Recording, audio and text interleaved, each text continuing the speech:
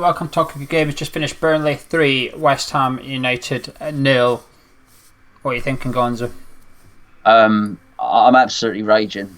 I'm raging. I am, which is strange because at some points I was laughing during that, particularly with the comical clown-like goalkeeping, and it was clown-like. I mean, just a basic lack of coordination. And Roberto's going to come in for a lot of stick today because he is awful. But make no mistake about this at all. Okay, that guy has had, I reckon, over 15 shots on target to save. I mean, he's chucked the ball in his own net. As I said on the forum, it's like Inspector Clouseau in goal. Honestly, it was a complete comedy of errors. He's a terrible goalkeeper. He should never play for us again. But what the rest of the team are doing, asking him to save as many shots he did. Honestly, Gio, every corner felt like it was a tap-in from 6 yards. You could hear the crowd, the Burnley crowd. It felt like every time they won a corner, it was like they won a penalty or something like that.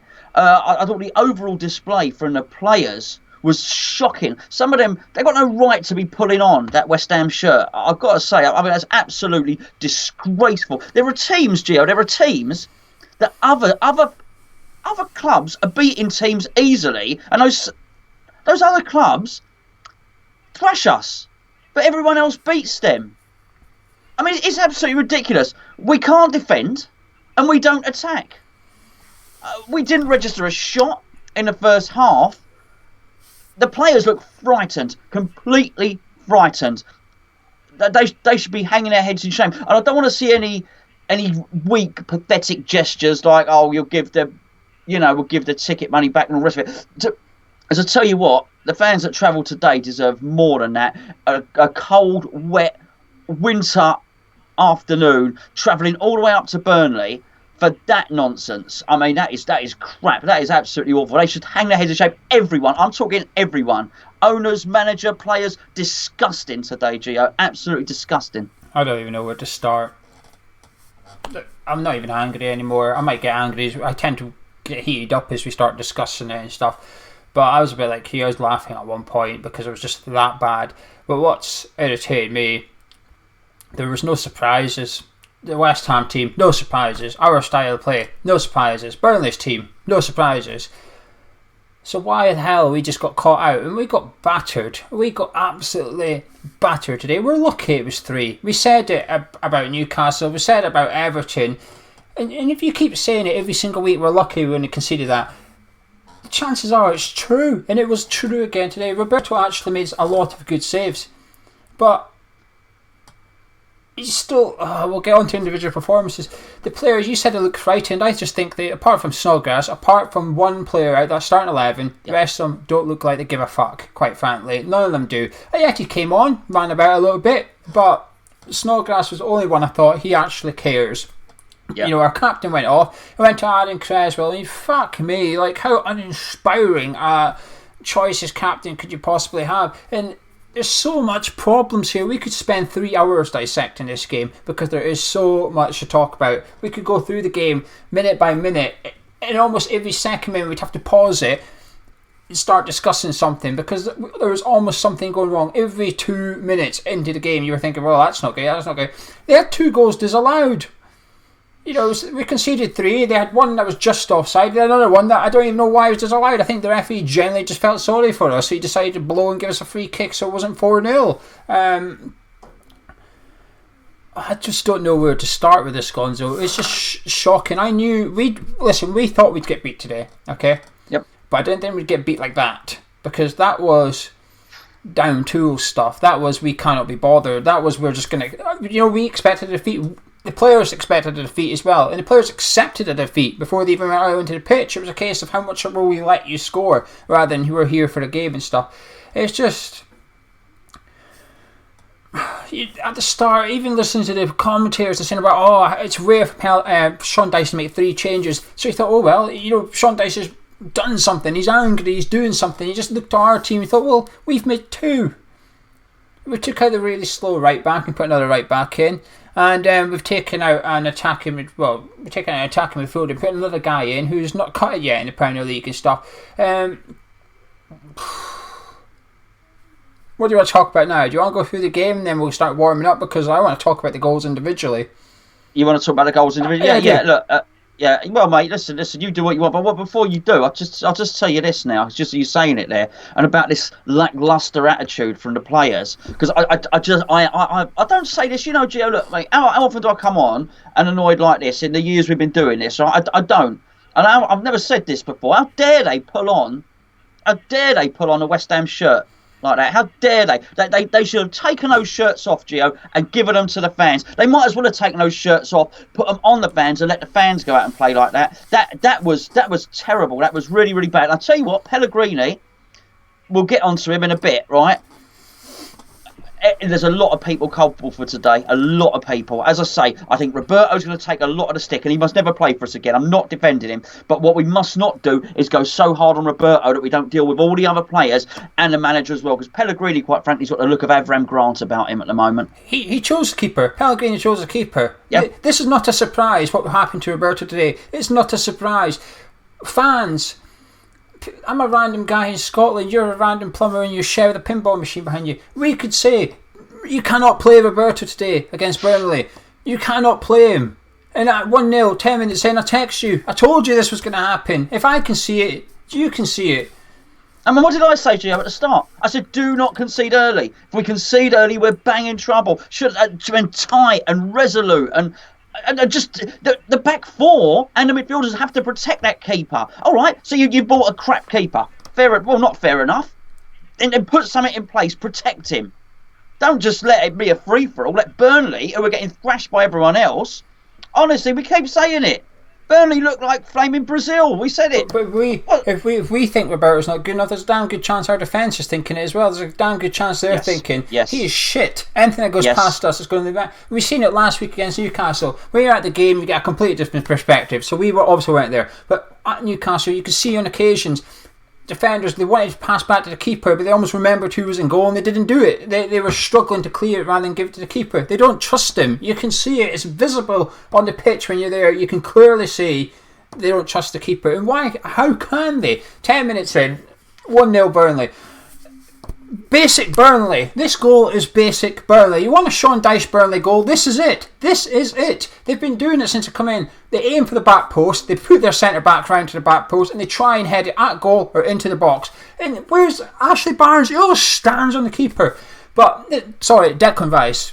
This is Declan Rice's fault. This goal. Yeah, this is 100% Declan Rice's fault. Ball comes in. He's in the right place. He's next to Tarkowski, and for whatever reason, he's completely misjudged the ball. He takes 2 steps forward, then all of a sudden he realises, crap, I need to get back. And by the time he does, the Burnley defender's got a 2-foot advantage on him in the air. Easy header, there's Barnes, tap him, 1-0 Burnley. And as soon as that happened, you couldn't help but go, well, here we bloody go.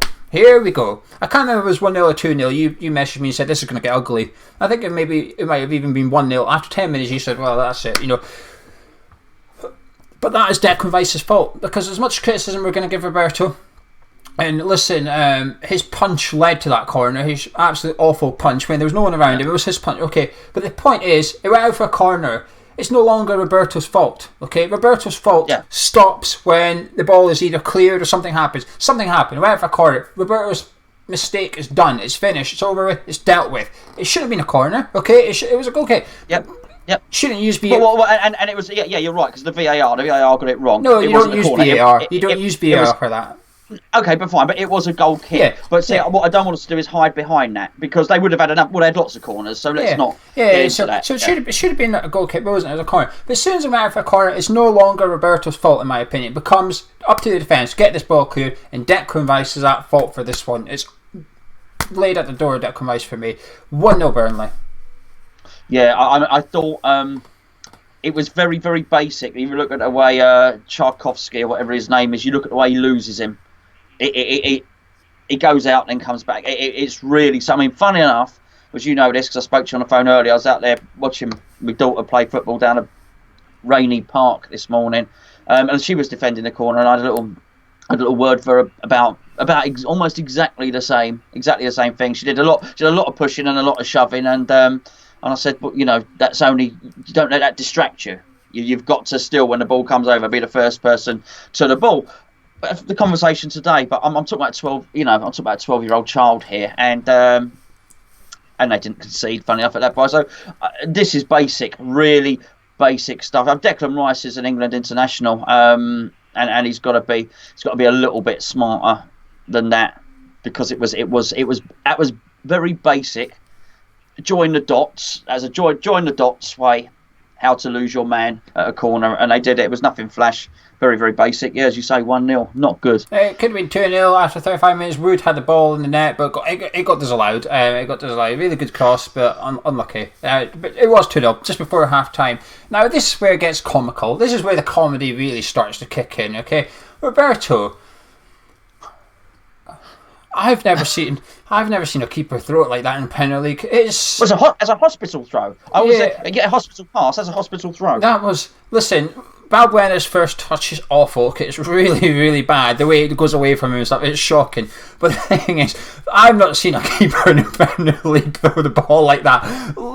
It's so gentle over Chris Wood's head to him. So it's really an awkward one to deal with. And even if Balbuena controlled it perfectly, he would have had to boot it away, okay? He would have had to smash it, because he had, I think it was McNeil bearing down, or someone was bearing down on that, won the ball to McNeil. Someone was closing down on him. So even if he controlled it beautifully, he would have had to just smash it apart. What is our keeper doing? Our keeper can see the Burnley player stood behind Balbuena 5 yards. He can see that.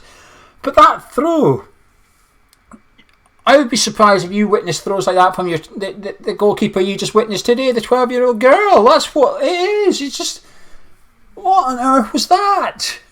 Jesus. But anyway, I think he lacks basic hand-eye coordination. I used to juggle a lot. I used to teach a juggling club. We used to split people into 3 groups. You'd quickly identify who had really good hand-eye coordination. You put them in a group because they'd look. You just knew that you could teach them to juggle in about half hour. And you could very, very quickly learn that. And there's some people who just need a bit more attention because they're going to find it hard. I just think I'd look at him and he lacks basic hand-eye coordination, which is a terrible thing to say, because that's going to affect you in all facets of your game, and particularly throwing and catching. Crikey, even a clown can throw and catch, can't they?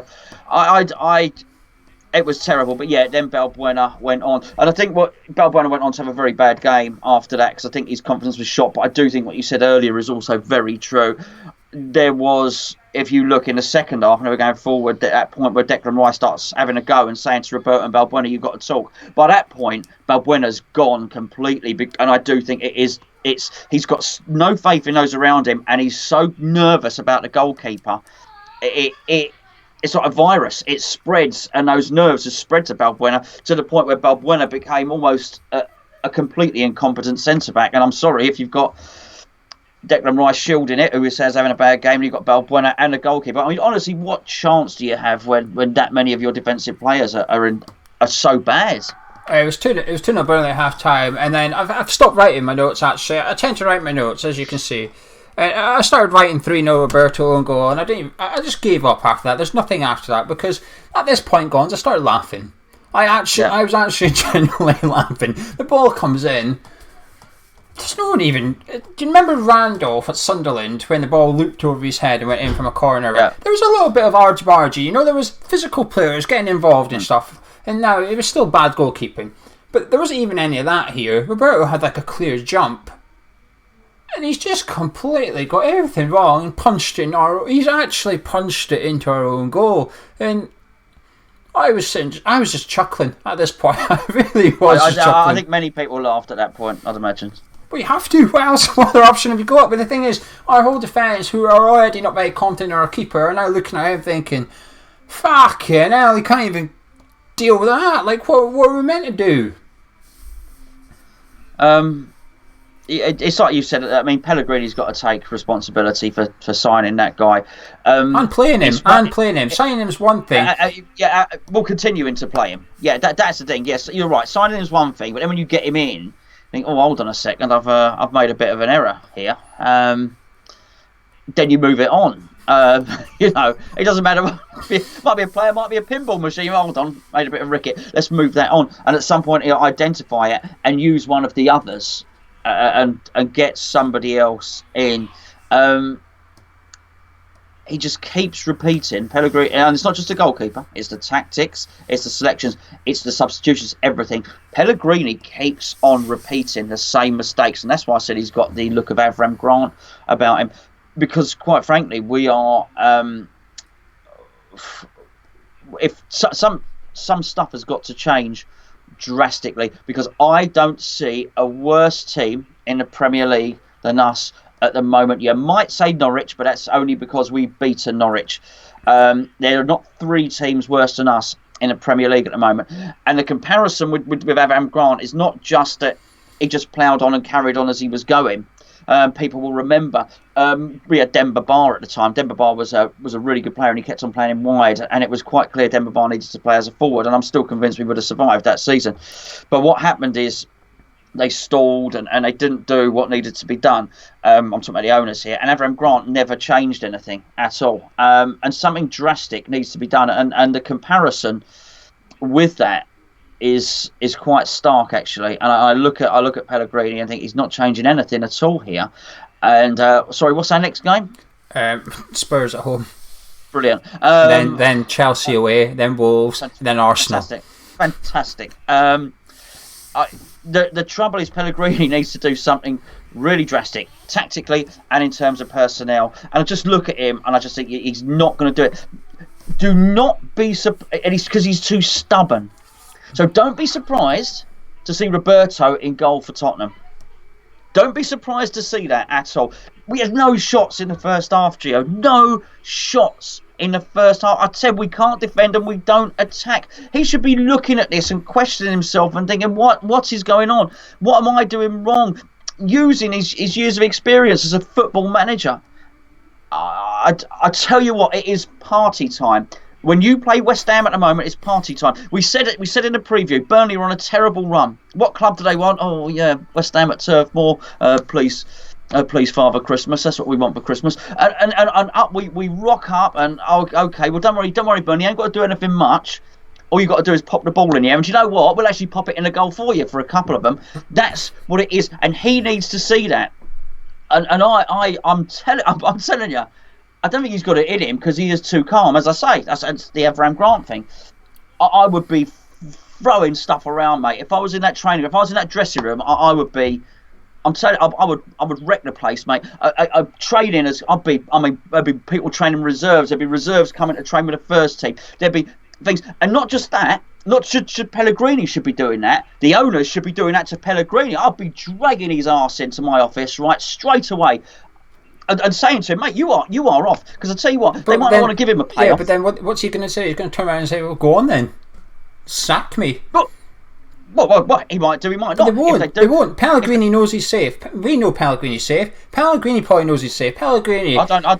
I don't agree. This is a manager. If this carries on, the problem is the board will wait until it's too late. The board will not let this go on all season. Right? He'll be gone if this carries on. He'll be gone, but unfortunately, he'll be gone in February. But the thing is, it'll still cost 50 million. Get rid of him and his team. This is a board that spent 25 million in summer. You tell me they're going to spend more than half their transfer kitty on sacking a manager. Never mind replacing him and getting wages for the new manager and stuff. Just getting rid of him. Pellegrini's safe. Pellegrini knows he's safe. He knows it.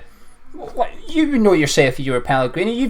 He's just experienced the sort of the purse strings in the summer, wanting a centre midfielder. Oh, sorry, mate, there's no kitty left. You just go and spunked on a striker. You're done. You've got no more money.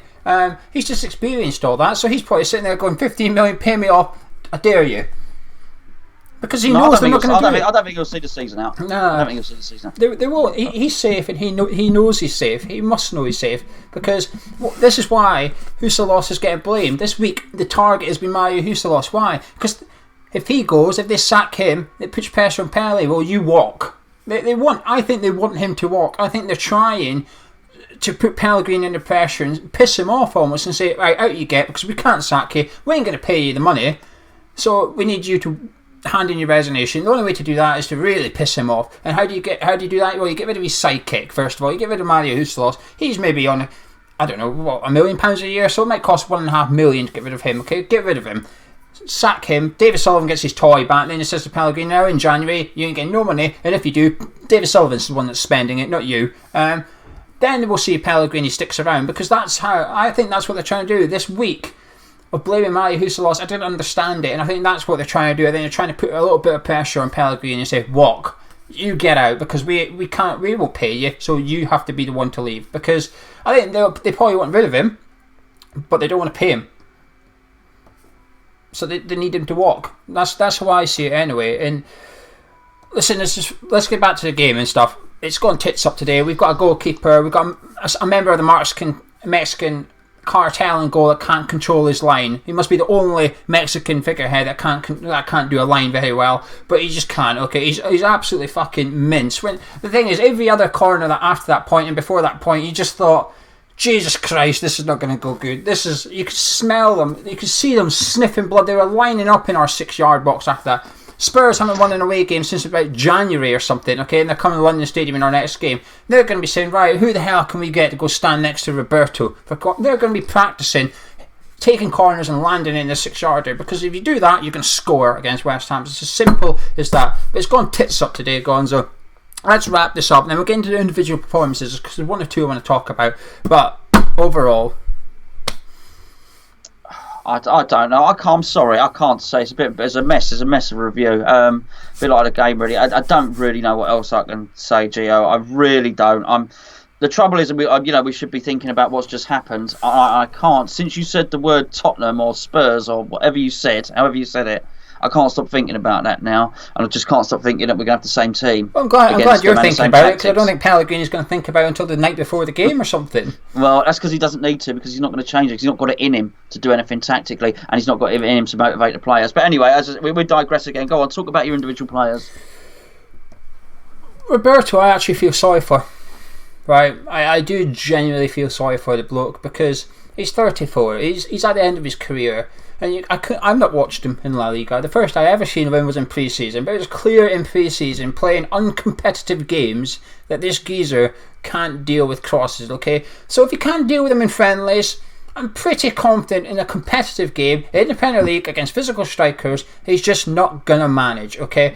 Now, I got a bit of stick for hating him in the summer. Oh, you're so negative, get behind him and stuff. The thing is, true, but also I could see a mile away this lack of crossing. No, you've got to have some credit for this, because you really did. The first time you saw it, you said it. You did say it. It was clear as day. It's clear as day. He didn't want to come for any crosses, and I just come into this thinking, please don't play him in goal, and if you do, please do everything you can to protect him. Don't make it so he has to come for crosses. But we didn't do that. Rice lost his man for the first corner. The third goal, he should be getting it, but he just felt like he was hung out to dry by Pellegrini today. Pellegrini's had enough warnings in competitive matches as well that this was going to happen. Newcastle last week, 2 goals from headers. Roberto, in my opinion, was at fault for both. Maybe not the only reason they scored, but he was certainly wrong for both. So why are you playing him against an even more physical team that get the ball wide and get the ball in the box? Roberto was completely set up today by Pellegrini to fail, and I actually genuinely feel sorry for Roberto, because he's just not good enough. Now, he might be a lovely bloke, and I do think he cares, Roberto, actually, because when he concedes, you can physically see he's raging. He's raging with himself, he's raging with the team and stuff. So there is actually something about him that you think he gives a fuck, whereas some of the other players you look at and he doesn't give a fuck, but I think Roberto does. But the problem is, he's just not good enough. The back four, Balbuena was just awful. He really was. I wanted to see him start today, but Jesus, he was awful. Every time Burnley come forward, he moved out the way. He was just literally... He was actually more helpful to Burnley than he was to our defence. Every attack, and I just thought, this is a disaster. I would have subbed him, to be honest with you, on the hour mark. I would have thought, right, okay, we've just got this wrong. Off you get. Ogbonna go on. I know it's 3-0, but we've got to do something. Otherwise, it's going to be 4, then it's going to be 5 and stuff. So get him off the pitch. Rice was at fault for the first one. Offered very little. Noble obviously went off. Snodgrass tried hard, but when a player gives 100%, this is a bit of a concern. He's been man of the match for a couple of weeks, but when a player gives 100%, but he's still average to good at best, it's a bit of a worry, because that's as good as he's going to get, essentially. Aller was isolated again, but I thought that was the best defence I've seen deal with Aller since he got at West Ham. Every ball Ben was towering above him and winning it and stuff. They did really well. Yarmolenko's shot at the end of the game, Jesus Christ, what was that? 1-on-1, a little bit of composure, it's 3-1. Now, we wouldn't have got back in the game, but he just blasted it really wide of the goal. I was crikey almighty, what is going on? Fernandez was a ghost. Lanzini, he's dislocated his shoulder, isn't he? Hold on, let's get on that. Where was VAR for that? That was a cynical, nasty challenge. He didn't... What? He got booked. Westwood. Yeah. Westwood. I tell you what, that is disgraceful. Westwood should be paying Lanzini's wages for the duration that he's out, because that was nasty. And what you watch the replay, he'd gone past it, he'd beaten him, he went whack, just so as he... And it was... And he's dislocated his shoulder. I would like to see more done about that. I'm not saying that's why we lost. I'm not. Burnley were much better than us. We were crap. But that was nasty. That was a horrible, nasty thing to do, actually. And I was quite disappointed how the commentators barely mentioned it. And even when the replay was going on and he ran there and you saw him look and he went bang. Sorry, you can't see I'm moving my foot. He basically took his legs out. He flicked his foot out so as he would basically... knock him over. He knocked him over, he dislocated his shoulder, had to have oxygen. And do you know what? It's not like after he did that, I even saw him leaning over Lanzini going, "Oh, sorry, mate, are you all right?" And all the rest of it. Absolute arsehole, actually. I think it's a booking. I don't think there's anything in it. I don't think he meant to injure him. He's just a cynical foul. And he's just landed funny. It's a bit like the Son Andre Gomez thing last weekend. There's no intent to really injure him. It's just what it is. But it means now we've got a player, Lanzini, out for... We should have started. We've got Lanzini out for... I don't know how long you're out for with a dislocated shoulder. A month? Couple 6-7 weeks, probably a couple of months. So, we're down now. That means our starting 11's almost getting picked by default now, as well as Pellegrini's influences. He actually came on, hustled and bustled, but when you bring a striker on at 3-0 down, what are you expecting him to do? Geezer's not had a chance yet, but any individual players you want to pick out of that?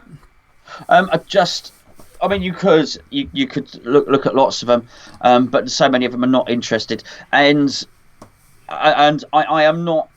The trouble is, Geo, I'm telling you, I've told you what I'd do. I'd have the shirts off of all of them. I'd make them go and face the fans for that. I really would, with their shirts and their shirts over. That being said, that's just me being angry, right? And I'm annoyed with it.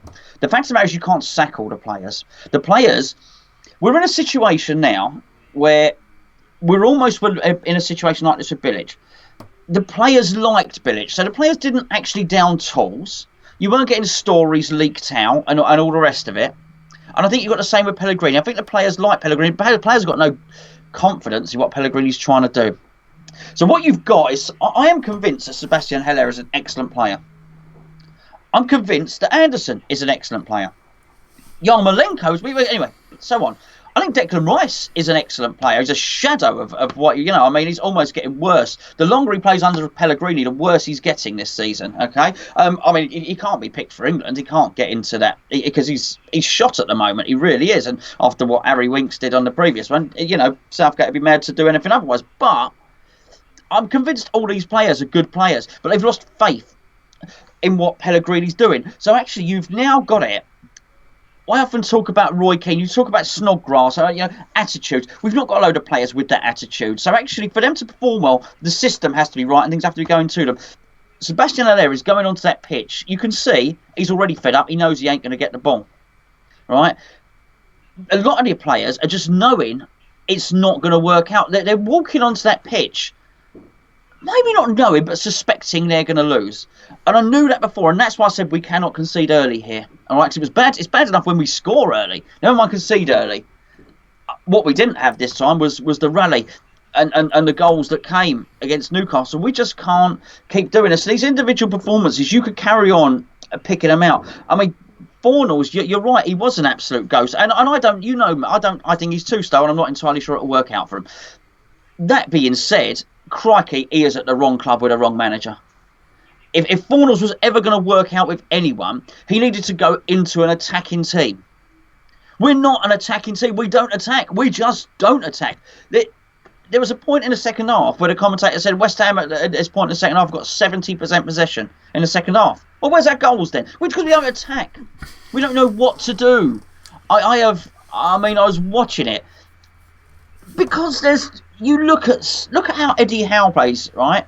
Look at how Sean Dyche plays. There is a a system in place for them to score a goal. They sort of almost know how they're going to score a goal and how they want to score a goal. We don't. There's no tactical instruction. It's almost like Pellegrini says in his team talk, if indeed he does give a team talk, it's almost like he says, he thinks, oh, you know what, Haller, you're brilliant.